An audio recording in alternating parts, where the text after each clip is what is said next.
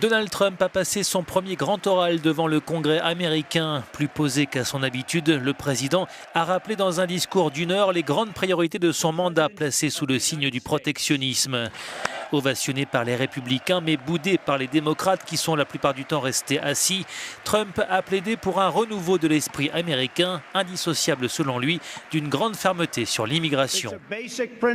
C'est un principe de base. Ceux qui cherchent à entrer dans un pays doivent pouvoir se prendre en charge financièrement. Mais en Amérique, nous n'appliquons pas cette règle. Se détourner de ce système actuel d'immigration peut qualifier pour adopter à la place un système fondé sur le mérite nous apportera tant d'autres avantages.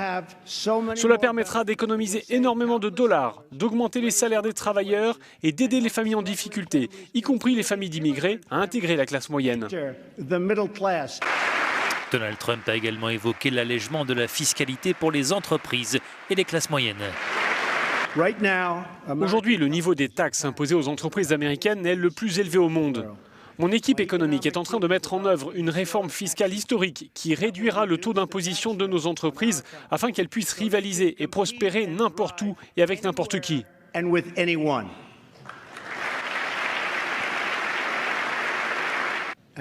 Parallèlement, nous allons accorder à la classe moyenne un important allègement fiscal. Nous devons créer des conditions équitables pour les entreprises américaines et nos travailleurs. Il faut le faire.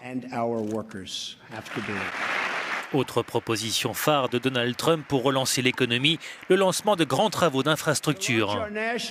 Pour lancer notre reconstruction nationale, je vais demander au Congrès d'approuver une loi qui déclenchera des investissements de 1 000 milliards de dollars pour les infrastructures des États-Unis, financés grâce à des capitaux publics et privés qui créeront des millions de nouveaux emplois.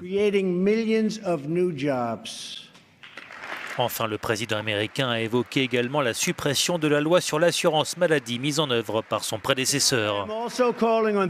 Ce soir, je demande au Congrès d'abroger et de remplacer Obamacare.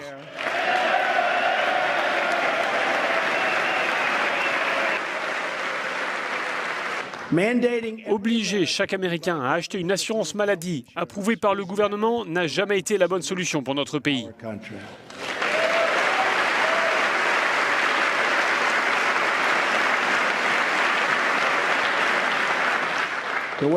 Pour que chacun puisse avoir accès à l'assurance maladie, il faut réduire le coût de l'assurance maladie. Et c'est ce que nous allons faire.